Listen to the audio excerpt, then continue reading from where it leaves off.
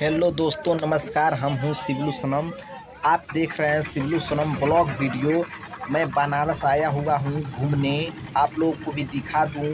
बहुत ही एंजॉय हो रहा है। मैं ब्लॉग वीडियो बनाते रहता हूँ और आप लोगों को दिखाने की कोशिश करता हूँ कि आप लोग भी आइए तो इस एंजॉय को ज़रूर एंजॉय करें।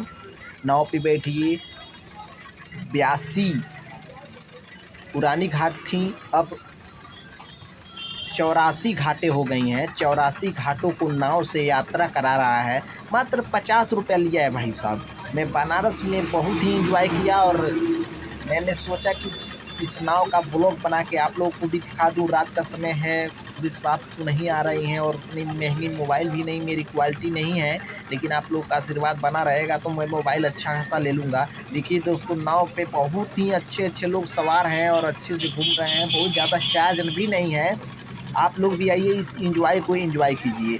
बनारस में बहुत ही अच्छे अच्छे खाने की वस्तुएं सामान मिलती हैं, बहुत ही मज़ा आता है और एंजॉय करिए, रहिए, खाइए और फिर घर जाइए और उसको फील कीजिए। क्योंकि मैं नाव पे हूँ और नाव पूरी घाट को घुमाते हुए एंजॉय कराते हुए चल रहा है।